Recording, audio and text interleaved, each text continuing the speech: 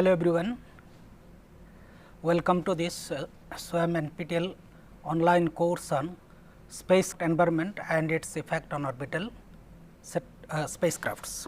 So, in the last two sessions we discussed the vacuum space environment and we discussed what are the effects of this vacuum space and vacuum environment on the spacecrafts, namely the extreme temperature cycling, that is the satellite is exposed to first, that is hot to cold transition, as well as the satellite is or the spacecraft is exposed to harmful radiation.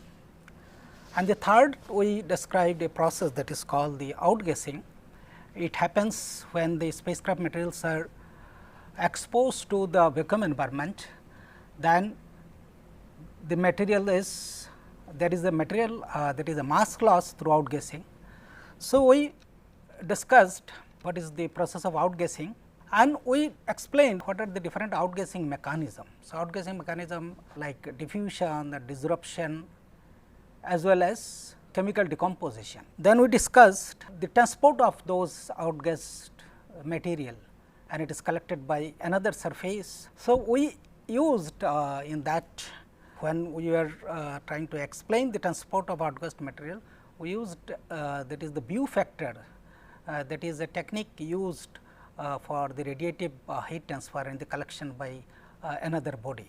So, use the view factor and we derived an expression by which we can calculate the outgassing on a collector by a by another outgassing bodies. So, today we will continue with the topics of outgassing only, and we today we are going to tell you what are the parameters by which I can characterize the outgassing properties of a material.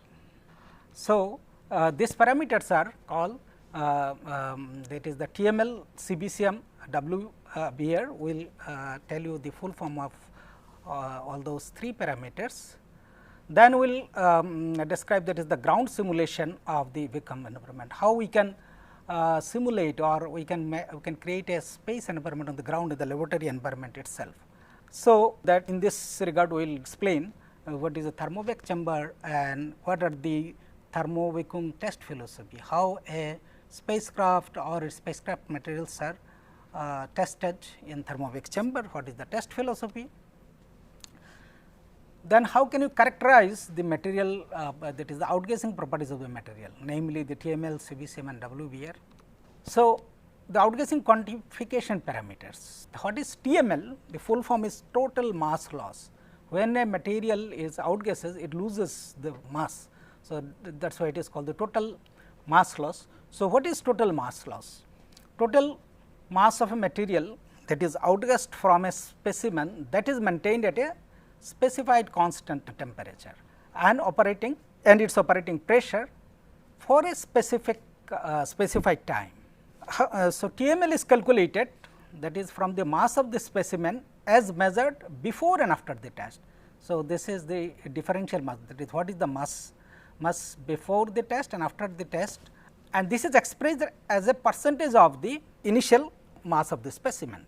Now, the second parameter, that is called the CVCM, collected volatile condensed material or condensable material. So, this is the quantity of the outgassed matter from a test specimen that condenses or it is collected on a collector which is maintained at a specific constant temperature for a specified time. And CVCM is also expressed as a percentage of the initial specimen mass and that mass calculated from the condensed mass determined from the difference of the mass of the collector pile before and after the test. The third parameter, that is of course a optional parameter while we characterize or we put the outgassing parameters, that is also sometimes used, that is called water vapor regained.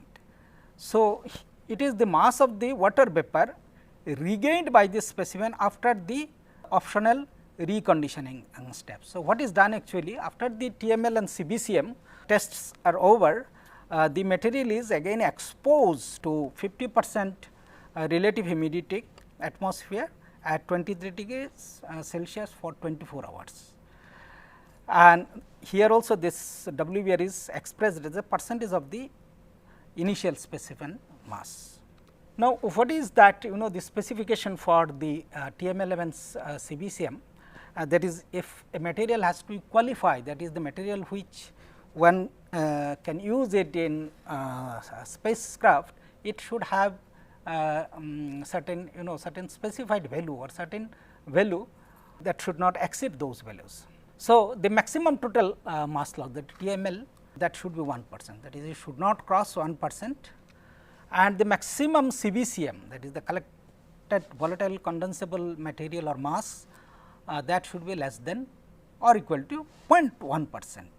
So, now we will discuss, that is, how we can simulate the vacuum environment on ground, because we have to see that whether a spacecraft will perform satisfactorily in the vacuum, and that is the vacuum space environment. It is needed to test on the ground, and we need to test its performance in vacuum on ground. So, that is why a simulated, that we need to simulate the vacuum environment on ground. So, this is because already we stated that the satellites are exposed to various thermal conditions, hot and cold, in very high vacuum or hard vacuum. So, if you do not examine or if you do not test what is the behavior of the satellite when it is exposed to the vacuum environment, so there will be the risk that the material or the spacecraft may fail because of the that is either the freezing or of the overheating of the satellites. So, that is why it is very much necessary to create a similar low pressure and thermal conditions on ground, and which we call it the ground simulation of the space environment. So, what is the purpose of this ground simulation and what is done actually here? So, it is, as we already said, it is to recreate as closely as possible the thermal environmental conditions that a spacecraft experiences in the orbit. So, what are the things done here? So, by doing this type of that is the simulation, ground simulation. So, what is done actually, the spacecraft behavior in the thermal and vacuum condition, how all the subsystems, how the power system, how the control system, everything they performs, how the material performs. So, that need to be tested on ground. Then a thermal balance is very much needed, whether when there is the various type of the thermal loads are there, that is spacecraft is receiving the heat from different sources, that already we explained. Then spacecraft is generating its own heat. So, whether this is going to whether equilibrium condition or it is also called the thermal balance condition is maintained or not. So, that also need to be tested. So, for that what is done actually, that is thermal modeling is done, that is a computer based model, and where all those thermal loads and the actual this environment is virtually simulated, and then this whatever the the different the temperatures and all those things are predicted, and accordingly the thermal control system is designed. So, by using this ground based thermovac environment or simulated environment, those thermal designs are also evaluated or it is verified. Also, this facility is used or this ground simulation of the spacecraft space vacuum environment is used for the qualification of the components, then materials, all those things. Also, for the material research, suppose you want to use a new type of material for the space application, it need to be tested and qualified. So, by doing this type of the simulation, it is also possible to know whether there is any design deficiencies or any workmanship loss. So, this also can be ascertained when we perform this type of test, vacuum test, by simulating the vacuum environment. So, it gives this type of simulation, it gives you a condition, vacuum condition, to simulate the the unique context in which the thermal exchange is possible in the environment space by irradiation and conduction, whatever is actually happening in the space, because there is no convection. So, these are the two methods. So, this is actually can be done by using a thermovac chamber. So, how this is done actually? So, this is done by using a chamber that is called the thermal or thermo-vacuum chambers, TVAC. So, which can very accurately reproduce the environmental condition in which the objects or the spacecrafts operate in space. So, the most common applications of the thermo-vac chamber is these are related to the tests of the performance in vacuum and specified thermal cycles. So, that we will just explain what are the specified thermal cycles of components, then subsystems and the complete satellites in a fully controlled environment. So, whatever this thermo-vac chamber, it is a completely a controlled one, the environment is completely a control and it is a automatic, this control system is a automatic control system, or you can say the feedback control system. So, these tests these are able to accurately reproduce the condition of the space through this simultaneous control of two environmental parameters. So, one is the pressure and another is the temperature. So, how the high vacuum is achieved? This is achieved using various pumping systems, and the high and the low temperatures, these are generated using either nitrogen or helium via the thermal walls of the chambers. Okay. So, whenever a test is conducted, so what is done actually, the satellite is securely placed in the chamber, and where, as I already said, the pump is used to draw out the air, while liquid nitrogen and gas nitrogen these are used. Also the heaters are also used for the temperature control. So, for liquid nitrogen and these things are used for cooling, whereas the heaters are used to raise the temperature of the chamber. So, the tests carried out are this include generally that is the thermal vacuum, that is thermal circulation, then thermal balance, to check whether the satellite can operate normally under vacuum environment and whether the thermal control analysis performed during the design phase was not valid or not. So, whatever just I told in the previous slide. So, this is also used to validate the thermal design. So, there are various shapes of the vacuum chambers. So, this can be like a cuboid, or it can be a sphere, then a cylinder, or it can be something like a D shape or a bell jar. So, there are different types of different shapes vacuum chambers are available. So, and some additional components used in the vacuum chamber construction are, that is the end plates, I will show what are those, then feed through collars, etc.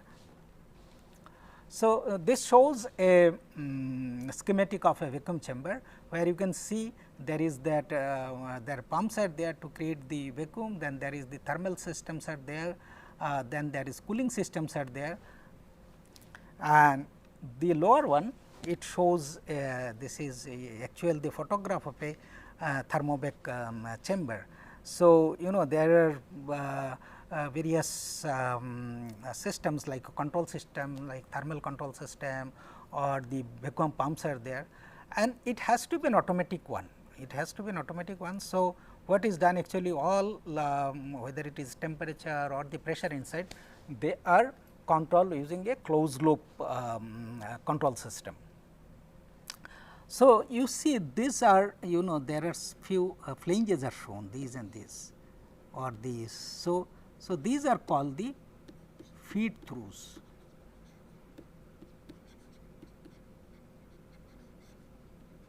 So, whatever we have mentioned here, these are called the feed throughs. So, this is a it is called the front front. So, this is called the the front door, or maybe this is the front, and then there will be similar on the back. So, you can open it. So, this is the openable, and I will show in the next slides. So, so there are some flanges are used, they are used for, this is called the working thing. So, that you can access the inside the thermal shroud and all those things. So, inside there are put, it is called the thermal shrouds are also put. So, these are called the thermal shrouds.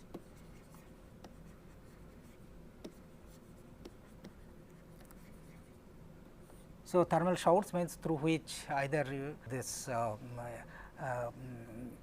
this gases like or it can be used for heating as well as for the cooling. Okay. So, So, whatever I show the front door and the back door. So, this has to be sealable. So, whenever I close it, it should be sealed, so that it can withstand the ultra high vacuum inside the chamber. So, generally the chambers are cylindrical, as this shape provides. Mostly this is the cylindrical type of whatever I shown you in the last slide. And as I said, the vacuum system pumps the gases out of the chamber. Thermal system is sited inside the chamber, and it radiates or absorbs heat, thereby elevating or reducing the temperature of the item under test or the device under test. So, here you can see. So, this is the front door, inside which there is one spacecraft. This shows a spacecraft or a satellite. The full satellite is under test. So, then there the rails are there, this will be closed, and when it is closed, it will be completely sealed. So, so the pressure can be, the vacuum can be maintained inside. Now, what are the tests carried out in thermovac chamber? So, one is called the bake out test. So, what is a bake out test? So, in this test, the specimen it can be some of the components, or it can be some of the subsystem. So, what is done? So, this specimen is exposed to a high temperature in vacuum for a defined period of time. So, it can be 100 degree Celsius, and this will be kept for maybe 12 hours or 24 hours. So, why this is done? So, whenever you do this is very there is heating of the specimen at high temperatures in high vacuum. So, this will remove the outgassing products. So, such as it can be silicones, or it can be some oil traces, which is some whenever the mechanical there is the mechanical fabrication, there can be some the traces of oils. So, all those things will be removed when we do a baking test, or it is called a baking cycle. Then a test is performed, that is called the thermo-vacuum cycle test. So, what is that actually? So, in this test, the test specimen is subjected to a certain number of temperature cycles. So, it can be 20 cycles, 30 cycles, and each cycle will have a a temperature range. It will be low or cold, and then this cycle will be repeated. And in this cycle, the specified what is the minimum temperature and a maximum temperature, this will be defined, and what is the when you go from a low temperature to then to a particular temperature. So, what is done actually, there is called a holding times, or a dwell time, or a soak time. So, there I will explain that is how the thermal cycles are. So, this is a typical the cycles. So, you can see here. So, this is something like it can be T, the ambient temperature, just at the start of the. So, this point we can define as the ambient temperature. Ambient temperature at vacuum.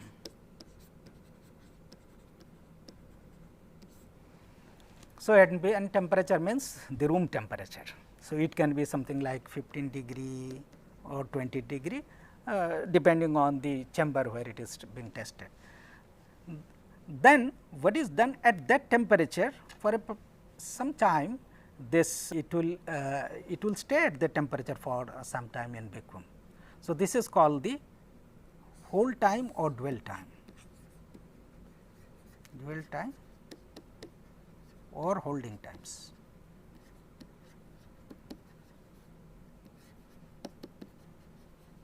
So, during that time what is done actually, if there is some performance test is suppose some electrical test. So, these things are carried out in this period. Then the temperature is indicated to the next temperature level, and this is called the ramp. So, there is some time needed, so that it can go from one temperature. Suppose this is we call T0. So, T0 to T, suppose this is T1, it can be something like 100 degree centigrade, and this can be minus 100 degree.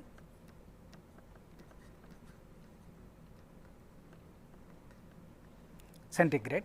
So, So, after when it reaches to this temperature T I, so what it will do? It will hold there for some time. It can be half an hour or 1 hour.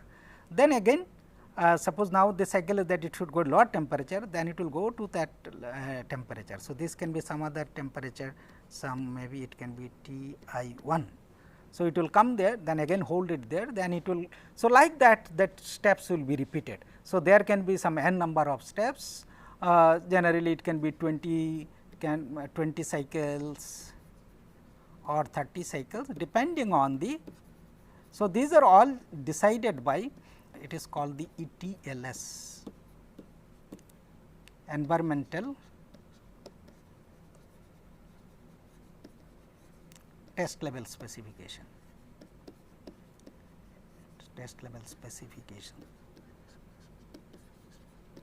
So, this ETLS, these specifications are generated by the mission engineers based on its orbits and the payload. So, depending on where the payload is seated. So, depending on all those things. So, this type of these cycles are generated and it is given to the test engineers. He should follow these cycles, so that these tests are carried out. Okay, so I have written on it, but anyway this shows the the opening of a thermovac chamber, and this shows a plate where there will be an interface plate where I can put this is called the interface plate, over which we can put our device under test. Then the another test, this is called the thermal equilibrium test. So, as I already said what is thermal equilibrium test. So, here accordingly the thermal loads are generated like that, and it is monitored whether the thermal balance is obtained or not, or whether there is no stability, means the temperature of the duty is just increasing and you are not able to control it. So, these things are called the thermal equilibrium test. Then another test is carried out in vacuum, that is called the vacuum high power testing. So, in satellites various types of electrically high power devices are used. So, there you need to do some high power testing. So, one is called the multiplication test. So, multiplication is basically it happens, it is a breakdown, it happens in vacuum. So, basically it is the electron resonance effect. This occurs when the RF field accelerate electrons in a vacuum and cause them to impact the surface. So, because of this multiplication there will be a lot of noise generation, and the device performance. So, device will not be performed, that electrical device will not be able to perform. So, these things only you can test when you have do the testing in the vacuum, okay, and this depends on the peak power.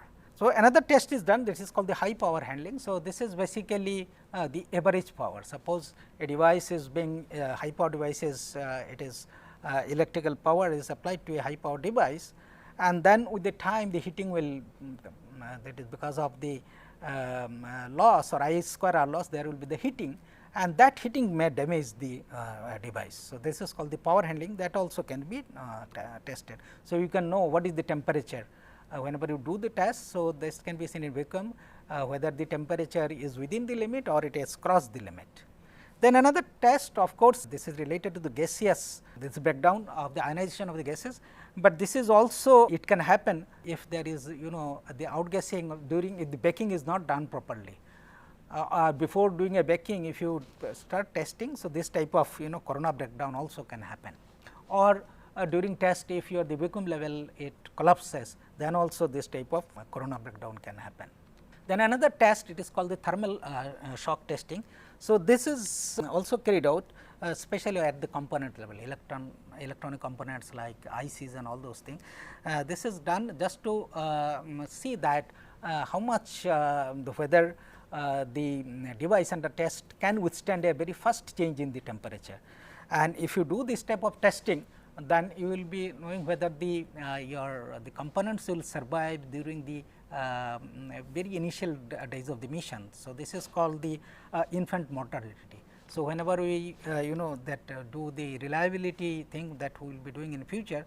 So, we will be seeing that there is a breakdown, it can happen, or failure can happen because of this failure of the components, and that can happen whenever there is a sudden change in temperature. So, this is done in a very small time, the temperature is increased like -60 to 170 in 30 seconds, and whether the device can withstand that or not. So, that is called the thermal shock testing. So, next we will discuss the testing of the outgassing of spacecraft material. So, mainly here we will tell how the TML, CVCM and the WVR these are tested. So, the test method is called the this is American Society for Testing and Materials. So, this is ASTM. So, for this type of testing, that is the TML and CVCM. So, the test method or that code is E59577 84/90. So, TML is derived by the net weight change in the sample before and after the material is exposed to the condition within the test chamber, that already I told you. Similarly, CVCM is what is the weight gain of a collector plate. So, this is the test outgassing test procedure. So, the test sample so first it is a preconditioning step is there, where the sample are exposed to 50% relative humidity at an ambient in an ambient atmosphere for 24 hours, and then the sample is weighted and placed into an individual that is compartment within the test stand, and then it is heated up to 125 degree centigrade at a pressure. So, this is at pressure or at vacuum level, at vacuum, which is less than 5 into 10 to the power minus 5 torr for 24 hours. So, if any volatile components of the sample is there, that will be outgassed during this step, and this volatile this escapes through an exit port, and if condensable at 25 degree centigrade, it condenses to a collector plate maintained at that temperature. So, the collector plate and the samples are both are weighted after 24 hours to calculate the percentage weight change. So, the first one will give you the TML, and whatever the collected material will give you the CVCM. Okay. So, another parameter, that is water vapor regain. So, for that is tested after the TML and CVCM are measured. So, what is done again, that samples are exposed to the way it is done, the precondition, that is the 50% relative humidity at ambient temperature for 24 hours, and then it is tested, that is what is that, what is the weight change. So, that is called the WVR. Okay. So, as already I said, the typical pass fail criteria for the spacecraft material 1% TML and 0.1% CVCM, and just already I discussed about this WVR, that is the water vapor regain. So, this water vapor regain, it is optional, it is for space qualification, it is not must, it is optional. Generally, when the materials or the components are stored, so this parameter gives you, that is what is the one is that during the storage, how much it can regain this, especially during the humid nature, this is the water, that is how much it can absorb the humidity. So, these are some of this material properties in terms of TML and CVCM. So, if you see all the materials except this one, except this and this, these are it has crossed it, but you can say this is 1 and this is approximately 1. So, then all these materials we can use for the space applications. So, so today we just are in this session, I just wanted to tell you what are the how we can simulate a space environment on the ground using a thermo-vac chamber. So, thermo-vac chamber,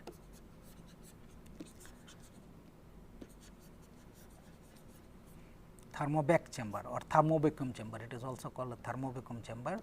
And then what are the different tests carried out, and how this parameter, especially this is TML, CVCM and WV are it is estimated by using the ASTM method. So, with this let me conclude here. Thank you very much.